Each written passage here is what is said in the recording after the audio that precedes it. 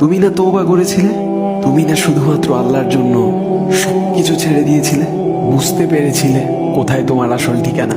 ভুলে গেছ? আবার কোন পাপ তোমায় গ্রাস করে নিল? তুমি তো সেই যে নিজের পাপের প্রতি অনুতপ্ত হয়ে সিজদায় পড়ে অঝরে কেঁদেছিলে।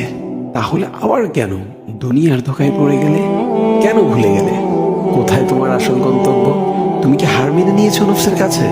তুমি এত দুর্বল? ভুলে গেছো তুমি কার বান্দা? কে তোমার রব? তোমার রব তো সর্বশক্তিমান। সর্বশক্তিমানের বান্দা আবার কখনো দুর্বল হয় নাকি? মৃত্যু পর্যন্ত লড়ে যাও তুমি। শয়তানকে দেখিয়ে দাও তোমার ইমানের পাওয়ার।